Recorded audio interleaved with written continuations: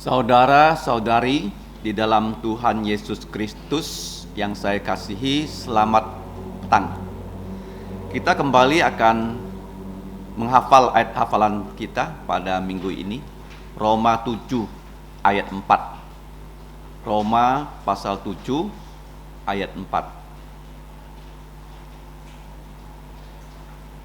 3, 2, 1. Sebab itu, saudara-saudaraku, kamu juga telah mati bagi hukum Taurat oleh tubuh Kristus, supaya kamu menjadi milik orang lain, yaitu milik Dia yang telah dibangkitkan dari antara orang mati, agar kita berbuah untuk Allah. Mari kita berdoa. Bapa kami yang di surga, Bapa dari Tuhan kami Yesus Kristus, yang adalah pencipta kami dan juga juru selamat seluruh dunia, khususnya kami yang sudah percaya pada Tuhan Yesus. Ya Bapa, kami mengucap terima kasih untuk hari perhentian orang Kristen pada hari Minggu, ketika Engkau telah membangkitkan Tuhan Yesus. Tuhan Yesus memerintahkan kami untuk bertemu, untuk memuji nama-Mu, untuk membawa persembahan, bahkan untuk menghafal dan merenungkan firman-Mu. Ya Bapa, kami tahu kami orang berdosa, mohon belas kasihan-Mu untuk menghapus dosa kami. Dan kami tahu hanya dengan darah Yesus, dosa-dosa kami dapat dihapus dan diampuni. Ya Bapa, kami mohon Roh-Mu menolong kami untuk menjadi orang Kristen yang baik. Kami juga berdoa untuk gereja-Mu, kiranya Engkau memberikan pertumbuhan rohani, agar kami semakin mengenal Engkau melalui firman-Mu, dan berikan kami kekuatan, kesempatan untuk melayani Engkau. Ya Bapa, kami juga berdoa supaya Engkau menambahkan jiwa-jiwa yang baru untuk gereja-Mu ini. Kami juga mau berdoa ya Bapa, untuk keperluan dari kami masing-masing. Ada yang bekerja, tuntunlah mereka pergi, pulang, bekerja dalam keadaan selamat. Dan juga untuk yang masih sekolah, kiranya Engkau memberikan hikmat, agar mereka bisa menuntaskan persekolahan dan perkuliahan mereka untuk kemuliaan nama-Mu. Yang mengalami sakit, mohon Kau sembuhkan. Kami juga berdoa ya Bapa untuk saudara-saudari kami yang sudah lama tidak datang, kiranya Engkau menggugah lubuk jantung mereka untuk kembali berkebaktian. Kami juga berdoa ya Bapa untuk keluarga kami yang tinggal di luar kota, di luar pulau, bahkan di luar negeri. Kiranya Engkau menyertai mereka, agar dimanapun mereka berada, setiap hari mereka mau dekat dengan Engkau, membaca firman-Mu, berdoa. Dan yang paling penting, pada hari Minggu mereka harus ke gereja untuk berkebaktian. Ya Bapa, kami juga berdoa untuk bangsa negara Indonesia, di mana pada bulan depan, pertengahan bulan, pemilu, baik pilpres maupun untuk pileg, kiranya Engkau memberikan kedamaian, ketenangan, agar pemimpin yang Engkau tunjuk kelak dapat menjalankan tugas untuk memajukan bangsa Indonesia. Yang paling penting, lebih banyak lagi orang bisa percaya di Indonesia, karena anak-anak-Mu di Indonesia mau mengabarkan Injil Tuhan Yesus kepada mereka yang belum percaya. Ya Bapa, saat ini kami menyerahkan pelajaran firman-Mu, baik di kelas sekolah minggu maupun di ruang atas ini, agar Roh-Mu menuntun kami, agar kami dapat memahami firman-Mu. Kami mau menjalankannya dan memberitakannya, sehingga nama-Mu, nama Tuhan Yesus dan Roh Kudus dimuliakan, ditinggikan. Demikianlah doa kami ya Bapa, dalam nama Tuhan Yesus kami mengucap syukur dan berdoa. Amin. Mari kita lihat Roma ya, pasal 6 ayat 23. Di situ dikatakan, sebab upah dosa ialah kematian. Nah, ini merupakan judul ya dari pasal 7 ya. Zaman dulu ketika Rasul Paulus menulis kitab Roma, dia tidak menempatkan judul di depan pasal. Jadi judul pasal 7, apa judulnya? Sebab upah dosa ialah kematian. Nah kemudian, tetapi kalimat kedua, anugerah karunia Allah adalah hidup yang kekal di dalam Kristus Yesus Tuhan kita. Itu judul pasal 8. Ingat baik-baik ya. Roma 6:23 adalah judul untuk pasal 7, kalimat pertamanya, dan kalimat keduanya judul untuk pasal 8. Mengerti? Karena zaman dulu orang menulis tidak menempatkan judul. ya di bagian pasal tersebut. Tetapi judul sekaligus ditulis baik pasal 7, pasal 8 di dalam Roma 6:23, ayat yang sangat dikenal. Nah, pasal 7 ini merupakan pasal yang sulit sekali dimengerti. Sulit sekali dimengerti.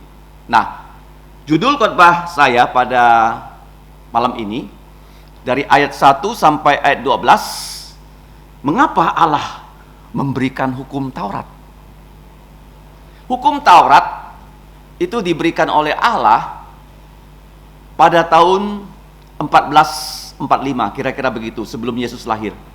Abad ke-15 sebelum Yesus lahir. Ingat baik-baik ya, abad ke-berapa? 15 sebelum Yesus lahir. Allah berikan hukum Taurat itu secara bertahap. Apa itu hukum Taurat? Taurat dalam bahasa Ibrani adalah Torah. Torah artinya pengajaran. Jadi Allah mengajar kita melalui hukum. Nah, hukum Taurat pertama diberikan hanya 10 perintah Allah dalam bentuk 2 loh batu. Paham ya?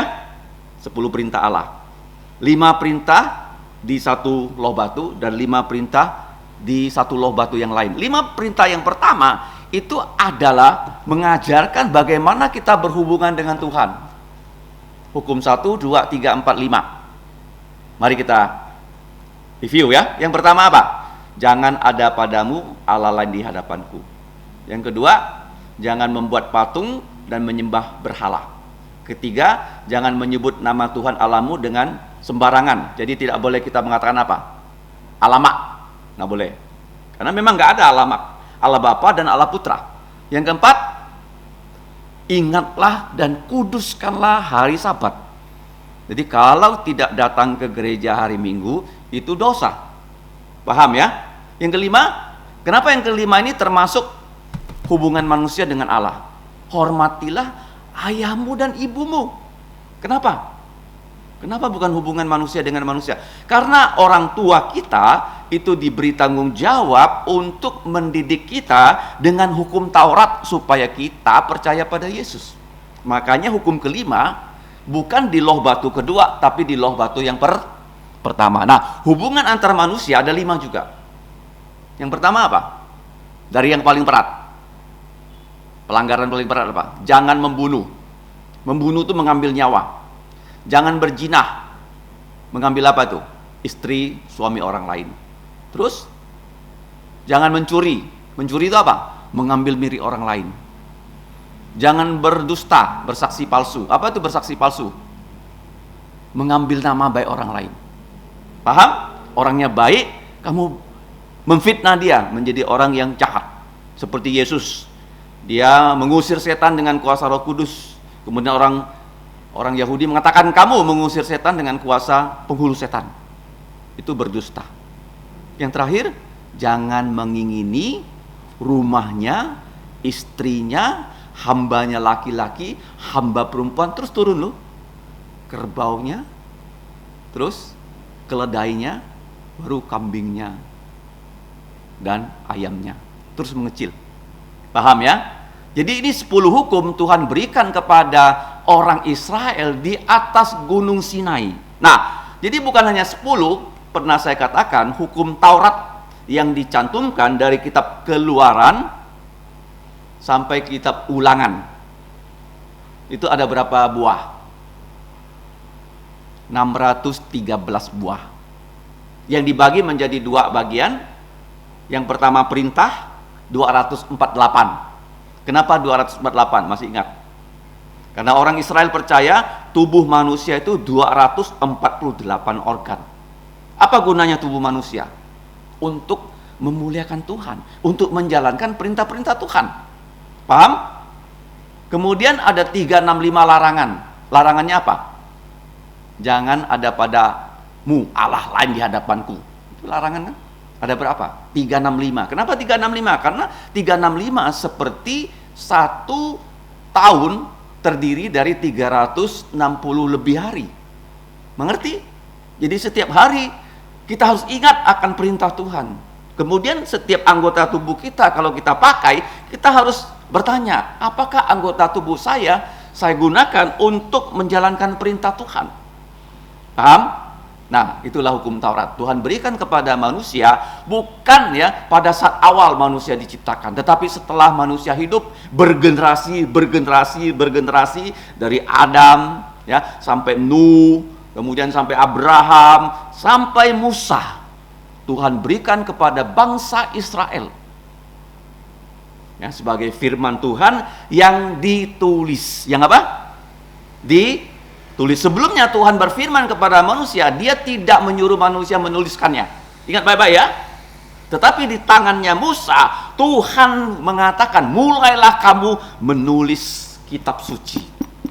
Di dunia ini hanya ada agama Yahudi, agama Kristen yang punya firman yang Tuhan bicarakan ditulis oleh begitu banyak nabi, oleh begitu banyak rasul dari Tuhan Yesus Kristus, sehingga di tangan kita ada 66 kitab. Tetapi hukum Taurat itu dicantumkan di mana? Kitab Keluaran, Imamat, Bilangan, Ulangan, berapa buah? Orang Israel menghitungnya loh, 613 buah. Nah, sekarang pertanyaannya, apa gunanya hukum Taurat? Nah, hukum Taurat itu oleh orang Yahudi disalah mengertikan. Mereka mengatakan, kami ini bangsa yang paling hebat di dunia ini, karena tidak ada bangsa yang lain yang pernah menerima ya hukum Taurat dari Tuhan. Tidak ada. Orang Tionghoa tidak, orang Arab juga tidak, orang Jawa juga tidak, hanya orang Israel. Kemudian mereka salah mengerti, mereka mengatakan kita punya hukum Taurat, kita di bangsa yang paling hebat. Kalau kita menjalankan hukum Taurat, kita bisa masuk surga. Betul atau salah? Bisa nggak orang menjalankan hukum Taurat untuk dia masuk surga? Tidak bisa lagi. Kenapa? Karena manusia sudah jatuh dalam dosa, manusia tidak bisa lagi menjalankan hukum Taurat dengan sempurna. Paham ya? Jadi hukum Taurat itu bukan untuk membawa orang masuk surga. Yang kedua, hukum Taurat gunanya untuk menuntun kita kepada Yesus. Kepada siapa? Kenapa kepada Yesus? Kalau kamu lihat dalam kitab Galatia pasal 4 ya. Jadi orang yang tidak bisa menjalankan hukum Taurat, dia merasa sangat-sangat sedih. Contohnya, kalau kamu sekolah, kamu gagal ujian, kira-kira kamu sedih enggak? Kalau kamu kerja, kamu gagal mencapai target, sedih enggak? Pasti sedih. Jadi waktu kita melanggar hukum Taurat, kita merasa sedih. Tetapi Tuhan mengutus Yesus ya, 100% Allah menjadi 100% manusia, dan dia juga tetap Allah loh, bukan Yesus ya berubah menjadi manusia terus dia tidak lagi menjadi Allah. Tidak ya, dia tetap 100% Allah. Dia tidak berdosa, dia saja satu-satunya manusia sejak hukum Taurat ini diberikan yang bisa menjalankan hukum ini tanpa cacat, tanpa celah. Paham? Jadi kalau kita membaca kitab Injil, Yesus waktu dia lahir umur 8 hari sudah disunat. Masih ingat kenapa 8 hari? Karena darah bayi 8 hari bisa mengumpal dengan bagus. Ya, orang Arab disunat umur belasan tahun mengikuti Ismail. Abraham disunat umur 99 tahun. Kalau peraturannya disunat 99 tahun, semua udah mati belum disunatkan. Jadi 8 hari. 3.500 tahun orang tidak tahu rahasia itu, sampai dokter di Inggris mengetes darah bayi. Oh, dia baru tahu loh. Pada 8 hari darah bayi bisa menggumpal seperti orang dewasa, sehingga bayi 8 hari kalau disunat tidak lagi berbahaya. Jadi Alkitab ini penuh dengan kebijaksanaan dari Allah. Jadi Yesus disunat pada hari 8. Waktu Yesus disalib, dia menggenapi hukum Taurat tidak? Apa yang dia katakan? Dia serahkan ibunya Maria kepada siapa? Yohanes untuk dijaga. Kenapa dia tidak serahkan kepada adik-adik tirinya? Karena adik-adik tirinya belum percaya kepada Yesus. Dia bisa mengambil tanggung jawab rohani. Paham ya? Jadi Yesus menjalankan hukum Taurat untuk menyelamatkan kita. Kalau kita berbicara tentang hukum, kata apa yang muncul di dalam pikiran kamu? Apa? Peraturan sekolah, peraturan gereja, peraturan kebaktian. Sebelum kebaktian, HP harus dimatikan. Ya kan? Apa peraturan? Untuk ditaati. Dia apa?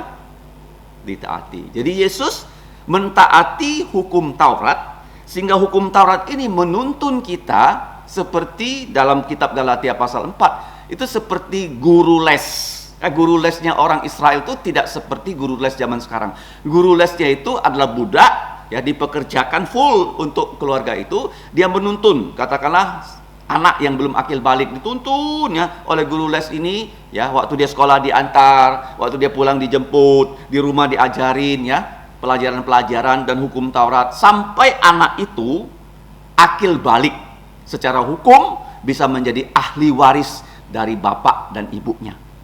Itu fungsi dari hukum Taurat, menuntun orang kepada Yesus. Ya, dalam bahasa Inggrisnya disebut schoolmaster, ya, atau disebut pedagogos, ya, guru les. Ya, jadi hukum Taurat ini fungsinya untuk menuntun manusia untuk kenal kepada Tuhan Yesus. Nah, kalau kita lihat ya, Tuhan Yesus ya, setelah dia menjalankan seluruh hukum Taurat sebagai bukti dia tidak ada dosa, dia mati untuk dosa-dosa kita di atas kayu salib. Jadi Yesus yang dengan penuh menjalankan hukum Taurat dan dia mati untuk dosa-dosa kita, ada hubungannya dengan pelajaran kita pada sore hari ini.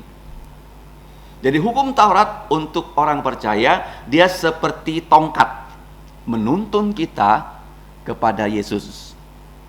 Fungsi dari hukum Taurat. Tetapi untuk orang tidak percaya, hukum Taurat itu seperti pedang yang membinasakan. Nah, kalau kita lihat dari ayat 1 sampai ayat 12, di situ ada hubungannya antara hukum Taurat yang sudah diberikan kepada manusia, yang pertama dengan orang percaya Yesus. Sekarang saya tanya, ya, kalau kita sudah percaya Yesus, apakah masih perlu menjalankan hukum Taurat? Ini pertanyaan ya, karena 613 loh. Menghafalnya, mengenalnya aja susah.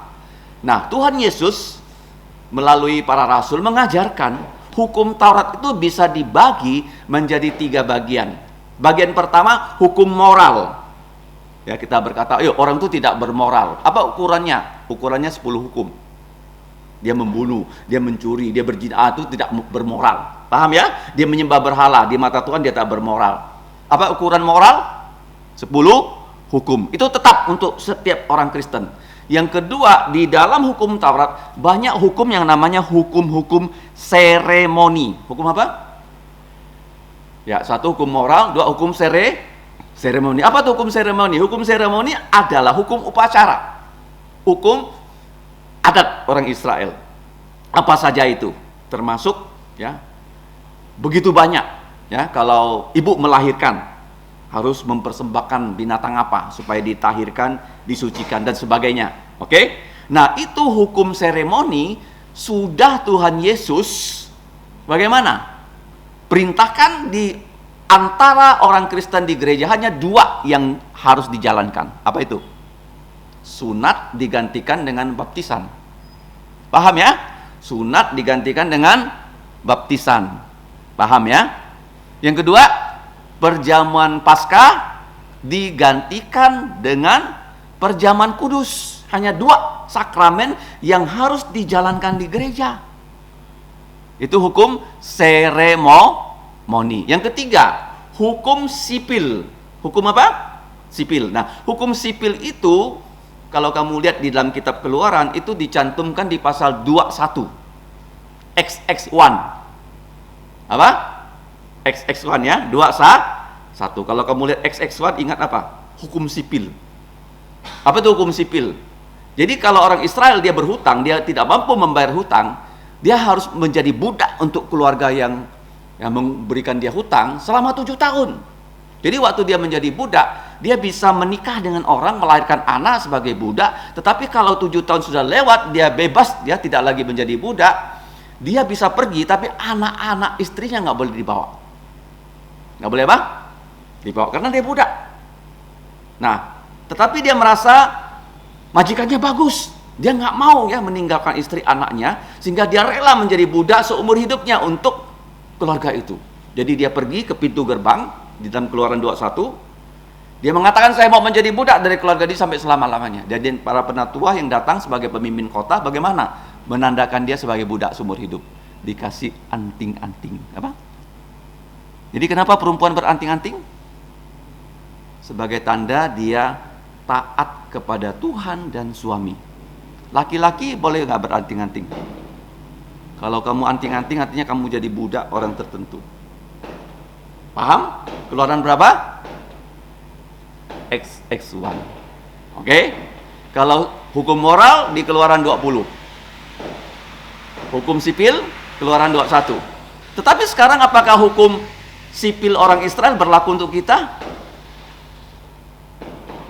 Kalau wanita kedapatan berzina, ambil batu, lempar dia dengan batu sampai mati. Tidak lagi. Hukum sipil adalah di mana kita hidup, hukum negara itu yang menjadi pegangan kita. Paham ya? Jadi hukum Taurat ada 3 bagian, hukum moral, hukum seremoni, dan hukum sipil. Nah sekarang hukum moral yang tetap mengikat semua manusia, dan hukum moral ini sangat khusus. Kenapa? Karena hukum moral ini selain ada di 2 loh batu, Tuhan juga tulis dalam lubuk jantung manusia. Paham? Misalnya kalau orang membunuh, apakah dia tenang-tenang setelah dia membunuh? Tidak, karena dia tahu dia sedang melanggar hukum moral. Nah dalam pembacaan kita tadi itu begitu susah untuk dimengerti. Tapi kalau kita melihat dalam kerangka ini, kita bisa paham. Yang pertama, hubungan orang percaya dengan hukum Taurat. Jadi kita yang sudah percaya Yesus, Yesus sudah mati untuk dosa kita, Yesus sudah dikubur, Yesus bangkit, Yesus sudah menampakkan diri pada kita. Hukum Taurat itu hubungannya dengan kita apa? Yang pertama, hukum Taurat itu, ya, tadi saya katakan ya, untuk orang percaya seperti tongkat yang menuntun kita kepada Yesus. Nah, hukum Taurat itu seperti istri yang suaminya mati. Istri yang suaminya mati.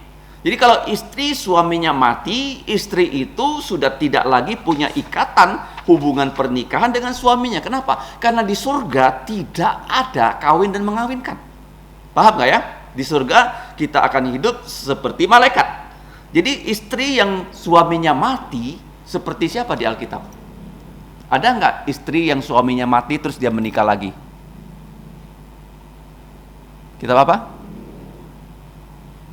Esther. Bukan Esther. Rut. Maaf ya, Rut. Ya kan? Rut itu dia menikah dengan anak laki-laki Naomi. Kemudian suaminya mati, dia ikut Naomi yang sudah janda juga pulang ke Israel. Nah, di tanah Bethlehem dia bertemu dengan siapa? Orang yang kaya yang bernama Boas. Dan dia dinikahkan oleh Allah dengan Boas karena suaminya sudah mati. Jadi ini satu bukti ya, bahwa hukum Taurat itu untuk orang Kristen, kita seperti janda. Jadi hukum Taurat itu sudah nggak berlaku untuk kita. Ya, suaminya udah mati, tidak lagi mengikat. Hukum Taurat tidak lagi mengikat kecuali hukum apa? Moral. Hukum apa? Hukum seremoni hanya ada 2. Hukum sipil kita ikut hukumnya Indonesia. Paham ya? Itu yang mengikat ya. Kalau hukum Taurat yang ditulis 613 tidak lagi ya mengikat kita. Yang mengikat apa? Hukum moral, baptisan, perjamuan kudus, dan hukumnya Indonesia. Paham ya? Kalau yang 613 enggak lagi ya mengikat. Nah, kemudian yang kedua. Nah, kamu kalau baca dalam ayat ke-5. Sebab waktu kita masih hidup di dalam daging, hawa nafsu dosa yang dirangsang oleh hukum Taurat bekerja dalam anggota-anggota tubuh kita agar kita di sini ya. Nah, kalau kamu lihat ya, berbuah untuk maut. Maksudnya apa nih? Berbuah untuk maut artinya kita terus ya berdosa sampai kita mati. Jadi kalau kita itu ya sudah percaya Yesus, nah dikatakan oleh Alkitab, kita bukan hanya mati terhadap dosa, tetapi kita juga sudah mati terhadap hukum Taurat. Paham ya? Nah kalau orang mati, ya pertama kita seperti janda yang suaminya sudah mati. Ya, suaminya itu seperti hukum Taurat, sudah tidak berlaku untuk wanita janda itu, dia boleh kawin lagi. Yang kedua, kita seperti orang mati. Kalau orang mati, bisa nggak dia digoda oleh hukum Taurat untuk berbuat dosa? Nggak bisa lagi kan? Kalau orang mati, mayat, ya, kamu goda-goda dia, ya, kasih dia misalnya Kentucky Fried Chicken, ya, dia merasa, ini wangi, dia mau makan. Nggak bisa lagi. Itu hubungan orang Kristen dengan hukum Taurat seperti janda yang ditinggal mati oleh suami. Yang kedua apa? Seperti orang mati. Nah, itu hubungannya. Nah, sekarang apa gunanya, ya, hukum Taurat untuk kita orang percaya? Itu terhadap hukum Taurat kita seperti janda yang suami janda itu sudah mati. Itu yang pertama. Yang kedua, kita seperti mayat yang sudah mati. Hukum Taurat itu tidak bisa menggoda mayat itu untuk menjadi budaknya lagi. Itu dua, ya, terhadap hukum Taurat. Nah, sekarang hukum Taurat, ya, di sini ada hukum Taurat, di sini ada orang Kristen, di sini ada Tuhan Yesus. Ingat baik-baik, ya. Tadi apa? Hukum Taurat dengan orang Kristen. Kita seperti apa? Janda yang suaminya mati, seperti mayat. Ya, dua, ya. Nah, sekarang hukum Taurat orang Kristen dengan Tuhan Yesus. Dengan siapa? Nah, apa pelajarannya? Pelajaran yang pertama, kalau kamu lihat di sini, yang pertama, Tuhan Yesus itu sudah mati untuk semua dosa kita, tapi tadi dikatakan dia sudah bangkit dari kematian. Dia dibangkitkan dari kematian. Kalau kita baca, ya, di dalam pasal 7 ayat yang keempat. Mari kita baca ayat 4. Itu hubungannya hukum Taurat, orang Kristen, dan Tuhan Yesus. Ya. Apa hubungannya? Ayat 4.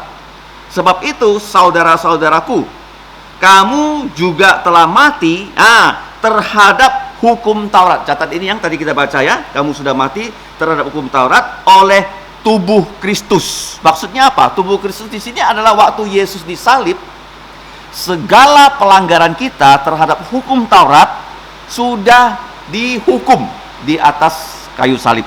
Paham, ya? Nah, kemudian kamu lihat di sini, supaya kamu menjadi milik orang lain, ya, bukan lagi milik hukum Taurat, tapi milik orang lain. Siapa orang lain itu? Yaitu miliknya dia. Siapa dia di situ? Ayat 4 yang tadi kita baca.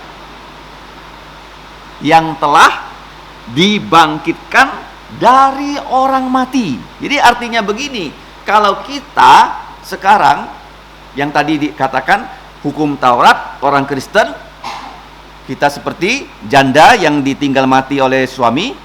Paham, ya? Jadi suami itu gak bisa menuntut istrinya waktu istrinya menikah. Yang kedua apa? Seperti orang mati. Hukum Taurat tidak bisa menggoda dia. Nah, sekarang hukum Taurat orang Kristen dan Tuhan Yesus. Kita seperti apa? Kita telah dibangkitkan bersama Yesus. Ingat baik-baik loh. Jadi waktu kita percaya Yesus, ya, Tuhan Yesus yang sudah bangkit, rohnya yang kudus ada di dalam diri kita. Sehingga kamu, ya, memandang diri kamu bukan lagi kamu yang lama loh, ya, yang menjadi budak dari dosa, tapi kamu yang sekarang adalah milik siapa tadi? Milik siapa? Miliknya Tuhan Yesus. Artinya begini, ya, kamu dibebaskan, ya, dari perbudakan dosa, ya, kamu bebas pergi. Tapi kamu seperti, ya, budak yang merasa baik sekali tuan rumahnya, dia mau menjadi budak seumur hidup, ya, dari majikannya. Dia rela apa? Menjadi budak.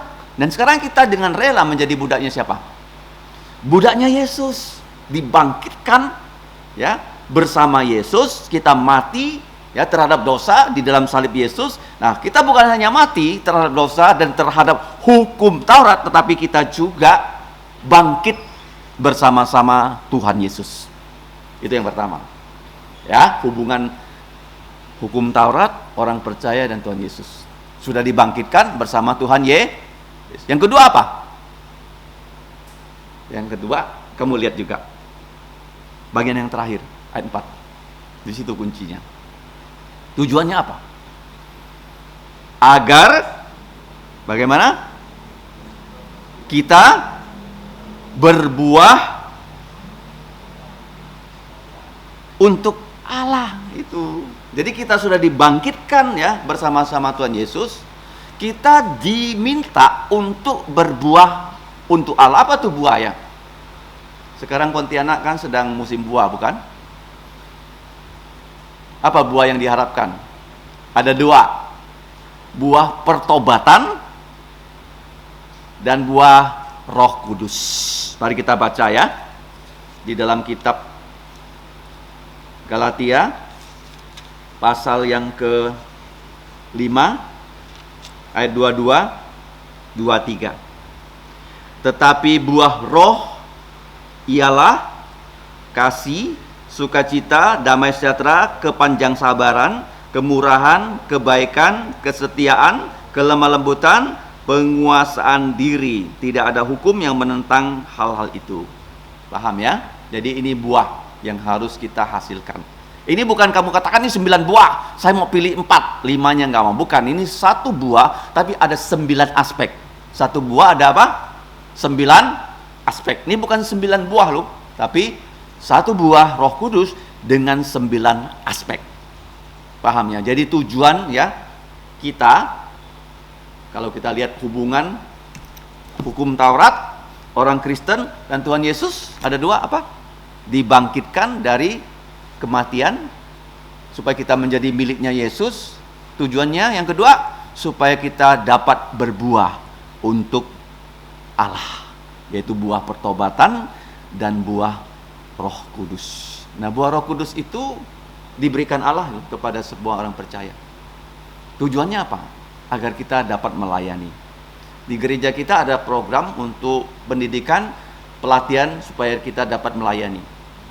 Sebagai pengajar guru sekolah minggu, ya kan? Kemudian sebagai calon-calon diaken juga harus dilatih. Ya, pelayanan itu kalau tidak ada pelatihan kita tidak bisa melaksanakannya. Contohnya tadi ya, Andi, dia kan belum bisa pasang kamera, ya kan? Nah, tadi baru dikasih tahu ya bagaimana cara memasang, ya kan? Jadi kita semua harus terlibat dalam pelayanan. Ya, Andi yang senior, ya, dia juga melayani. Waktu pulang dia menggonceng, ya, Devin dan Atan. Mulai dari yang sederhana, ya, kita melayani. Tapi kalau kita terus melayani, Allah akan tingkatkan loh, ya, pelayanan kita loh. Bukan hanya sekedar ya mencetak buletin gereja, ya, tapi ada yang lebih baik yang Tuhan bisa pakai kita. Yang paling penting kita dapat apa? Bersaksi untuk Tuhan Yesus, membawa orang percaya Yesus. Ya, saya percaya kamu punya banyak kawan, ya kan? Siapa yang bisa mengajak kawan kamu ke sini? Saya nggak kenal mereka kan? Siapa yang kenal mereka? Kalian semua kan? Yang bisa mendoakan mereka, mengabarkan Injil pada mereka. Kalau kalian masih sungkan mengabarkan Injil, ya panggil kami. Kami akan datang, kabarkan Injil kepada mereka, supaya mereka bisa percaya Yesus dan bisa datang ke gereja. Paham? Itu buah. Ya. Kalau kita berbuah untuk Tuhan, buah kita itu kekal. Apa? Kekal selama-lamanya. Apa yang kita lakukan di bumi untuk Tuhan Yesus, walaupun kelihatannya kecil, memberikan orang minum segelas air saja loh, karena dia murid Yesus. Yesus bilang apa? Kamu tidak akan kehilangan upah. Ya, jadi tadi saya sudah uraikannya, hubungan hukum Taurat, orang Kristen, apa? Yang pertama, seperti siapa? Janda yang suaminya sudah mati. Jadi hukum Taurat itu seperti suami mati, nggak bisa lagi menuntut ya, istrinya, mantan istrinya untuk menikah lagi. Yang kedua, seperti apa? Mayat. Ya, mayat itu juga nggak bisa digoda-goda lagi oleh hukum Taurat. Yang ketiga, selanjutnya apa? Hukum Taurat, kita orang percaya dan Tuhan Yesus, apa hubungannya? Kita sudah dibangkitkan bersama Yesus, kita diharapkan bisa berbuah. Yang terakhir, apa hubungannya hukum Taurat orang tidak percaya? Nah, ini pertanyaannya kan, dari ayat 1 sampai 12. Apakah hukum Taurat itu berlaku untuk mereka? Di mana berlakunya? Kenapa? Di dalam lubuk jantung mereka sudah Tuhan tulis apa? Hukum moral. Hukum apa? Moral. Ya kan? Makanya orang yang membunuh pasti dia tidak tenang. Orang yang berbohong bagaimana? Dia tidak tenang. Karena di dalam lubuk jantungnya ada hukum moral yang Allah tuliskan. Mengerti ya? Nah, hubungan orang tidak percaya dengan hukum Taurat yang pertama, kalau kita lihat ya, Paulus mengatakan di sini, oleh karena hukum Taurat itu ayat 7, aku mengenal dosa. Artinya begini, dengan diberikan hukum Taurat 613, 10 hukum, orang mengenal dosa apa yang dia lakukan. Jelas. Misalnya kalau dia hari Minggu dia nggak ke gereja, hukum keberapa yang dia langgar? Nah, ingatlah dan kuduskanlah hari Sabat. Hukum keempat. Kalau dia membandel sama gurunya, orang tuanya, hormatilah ayahmu dan ibumu. Ya, kalau dia mencuri, hukum keberapa? Kalau mencuri di supermarket kan tangannya diborgol kan? Hukum keberapa? 8 ya. Kalau membunuh 6. Kalau berzina 7 ya, semuanya ya. Dengan diberikan hukum Taurat ini, spesifikasi dosa itu jelas. Mengerti ya? Itu yang pertama loh ya. Sehingga manusia itu ketahuan banyak dosanya. Banyak apa? Dosanya. Dikatakan Alkitab, dosa manusia seperti rambut di kepalanya. Kalau kamu lihat kepala orang dengan rambut, apa yang kamu ingat? Dosa kita akan sebanyak rambut. Berapa jumlah rambut manusia? Kalau kamu pergi ke dokter kan, Pak dokter, Bu dokter, rambut orang tuh berapa helai? Dokter pun bisa kaget.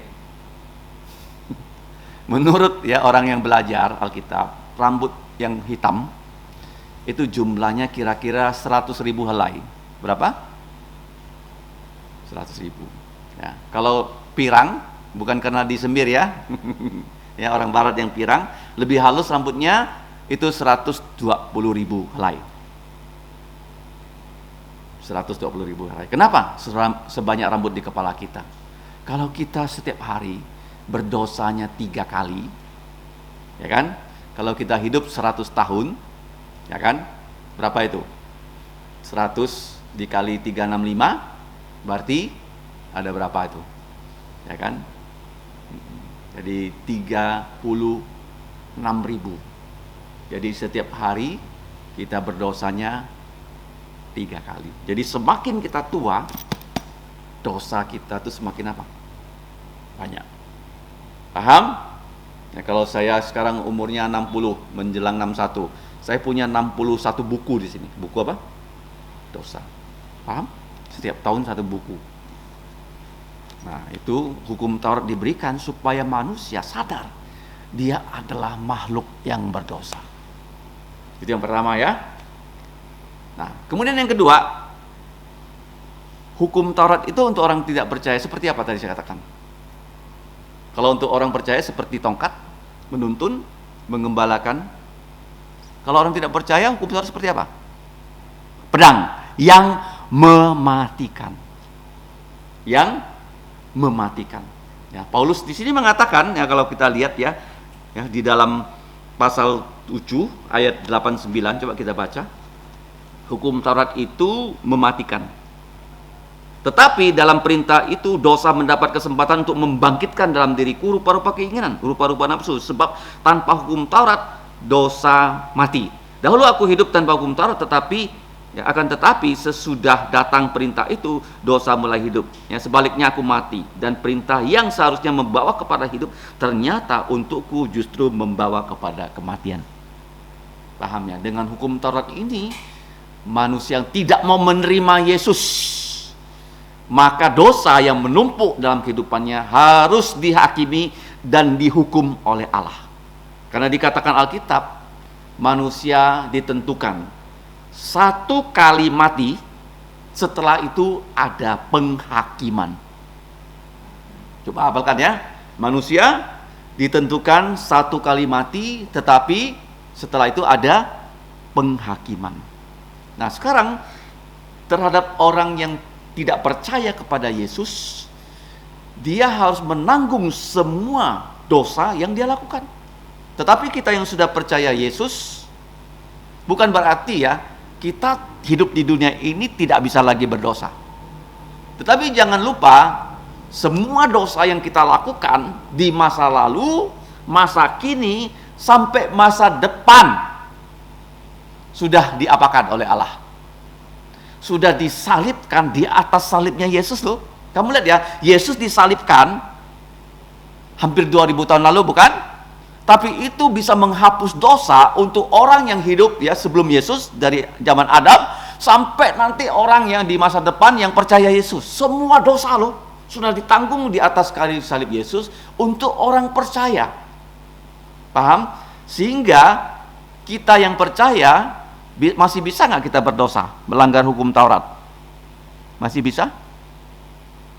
Bisa, ya kan? Nggak mungkin ya kita tidak tanpa dosa, ya. Tapi kalau kita melanggar apa? Alkitab bilang apa? Coba kamu baca 1 Yohanes. Ya. Kitab 1 Yohanes pasal 1. Di situ jelas ya.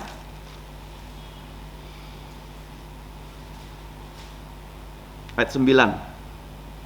Nah, ingat baik-baik ya, kalau kita berdosa, jika kita mengaku dosa kita, maka ia adalah setia, ya, jadi dia punya firman ya, yang tetap dia ikuti, dan adil, sehingga ia mengampuni dosa kita dan menyucikan kita dari segala kejahatan.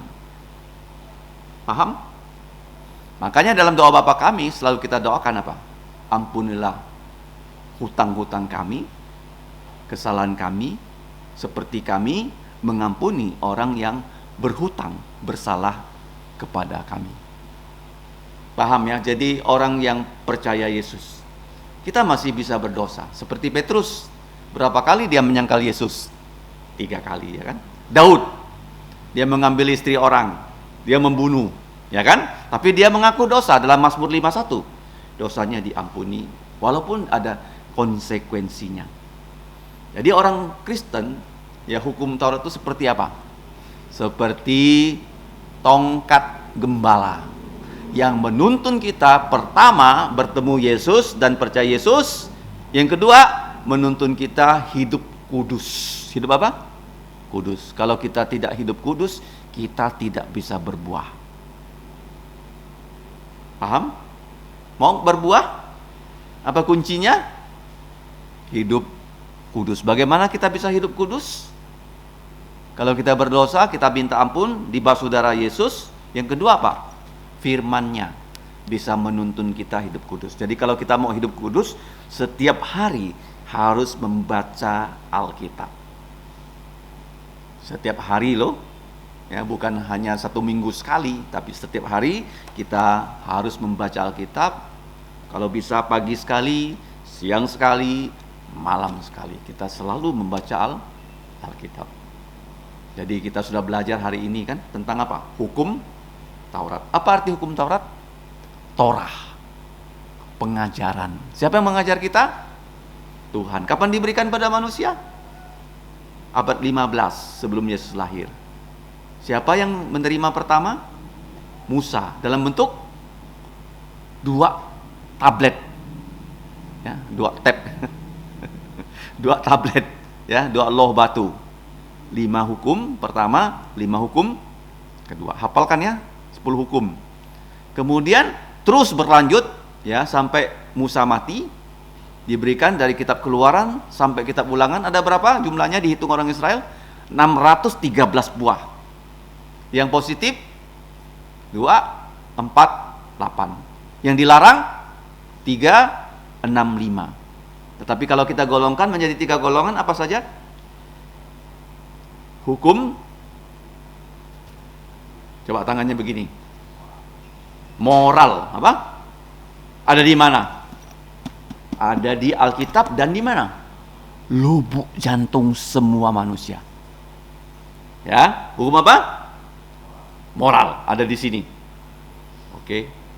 Setelah itu hukum apa lagi? Seremoni banyak sekali. Tetapi untuk gereja ditetapkan hanya ada 2. Baptisan menggantikan sunat. Terus perjamuan kudus menggantikan Paskah. 2 sakramen. Oke. Ketiga, hukum sipil. Hukum apa? Kalau hukum moral itu adalah Keluaran 20, kalau hukum sipil itu Keluaran 21. Kalau mau jadi budak, pergi ke pintu gerbang, jumpa dengan para pemimpin, para penetua, kasih anting-anting walaupun dia laki-laki. Dia rela menjadi budak. Kita juga begitu, sudah dibebaskan ya. Kamu boleh pergi. Yesus sudah membebaskan kamu dari dosa, dari neraka. Tapi kita dengan rela mau menjadi budaknya Tuhan Yesus. Menjadi apa? Rela menjadi apa? Budaknya siapa? Yesus. Sebelumnya budak dosa, sudah dibebaskan. Tapi sekarang kita dengan rela, sukacita menjadi budaknya Tuhan Yesus. Jadi apa hubungan orang percaya, hukum Taurat, dan kita? Kita seperti apa? Janda yang suaminya sudah mati. Kalau jandanya menikah, suaminya yang sudah mati bisa nuntun nggak? Kau berzina. Ya nggak bisa ya. Seperti apa lagi yang kedua? Seperti mayat. Jadi mayat tuh nggak bisa lagi digoda oleh hukum Taurat. Nah, dengan dua hal itu, ilustrasi itu, Rasul Paulus mengatakan apa gunanya ya hukum Taurat untuk kita? Satu, kita sudah dibangkitkan. Yang pertama ya. Yang kedua, kenapa kita dibangkitkan? Supaya kita berbuah untuk Allah ya, yaitu buah pertobatan dan buah Roh Kudus dan buah pelayanan. Itu yang pertama ya. Hubungan hukum Taurat orang Kristen. Yang kedua, hubungan hukum Taurat dengan orang yang tidak percaya Yesus. Seperti apa? Hukum Taurat itu seperti pedang yang mematikan. Kenapa? Karena dengan hukum Taurat ini diberikan, menyatakan manusia itu penuh dengan dosa. Dia nggak bisa lari ya. Kalau dia membunuh, dia nggak bisa bilang, aku nggak membunuh. Ya Tuhan bilang, kau sudah membunuh. Seperti Kain. Ya. Seperti orang-orang yang menyalibkan Yesus, mereka nggak bisa bilang, kami nggak membunuh Yesus, nggak bisa. Kemudian yang kedua, apa peran hukum Taurat untuk orang yang tidak percaya? Membawa kematian. Kalau kita yang sudah percaya Yesus, walaupun ya kita bisa lemah, bisa jatuh dalam dosa, tapi semua dosa kita sudah ditanggung oleh Yesus. Yang penting kita mau bertobat. Apa? Bertobat. Ya, jangan sampai kita tidak mau bertobat. Ya, kita mau bukan hanya bertobat, tapi kita mau berbuah untuk Allah kita. Ya, di dalam buah Roh Kudus dan buah pelayanan. Ya, saya harapkan nanti di antara kalian bisa melatih diri dan dilatih untuk menjadi apa? Pengajar-pengajar anak-anak di sekolah minggu dan pelayanan-pelayanan yang lain. Mari kita berdoa. Bapa, kami berterima kasih karena pada malam ini kami dapat belajar dari topik yang sulit, tetapi kami bersyukur untuk Roh Kudus sebagai guru kami yang paling tinggi bisa mengajarkan kami sehingga kami dapat mengerti bagaimana hubungan manusia yang sudah percaya dan yang belum percaya dengan hukum Taurat dan dengan Tuhan Yesus Kristus. Tolonglah kami ya Bapa, supaya firman-Mu ini kami ingat dan dapat kami aplikasikan dan kami beritakan. Ampunilah dosa kami, dalam nama Tuhan Yesus kami berterima kasih dan berdoa. Amin. Kita tutup kebaktian kita dengan pujian 136. Kita berdiri. 136 pujian kita yang terakhir.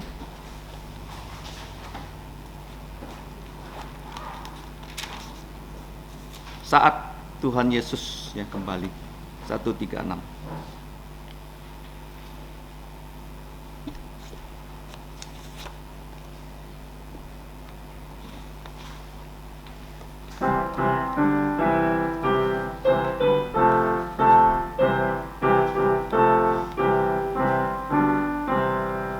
Semua anak akan dipanggil saatnya kembali, dan miliknya yang terindah dikasihinya. Semua miliknya bersinar seperti bintang kejora dan bagaikan permata di mahkotanya. Semua miliknya akan dibawa saat ia kembali, dan miliknya yang termanis dikasihinya. Suami miliknya bersinar seperti bintang kejora, dan bagaikan permata di mahkotanya. Semua anak usia muda yang jadi miliknya, yang mau taat kepadanya dikasihinya. Semua miliknya bersinar seperti bintang kejora, dan bagaikan permata di mahkotanya. Mari kita menerima berkat dari Tuhan. Dan untuk Dia yang berkuasa menjaga kamu tanpa terjatuh, dan menempatkan kamu tanpa celah di hadapan kemuliaan-Nya dengan sukacita besar, untuk satu-satunya Allah yang bijaksana, Juru Selamat kita, adalah kemuliaan, keagungan, kekuasaan, kekuatan dari sekarang sampai selama-lamanya. Amin. Amin. Amin. Amin. Amin. Silakan duduk, doa teduh. Tuhanmu memberkatimu dan melindungimu.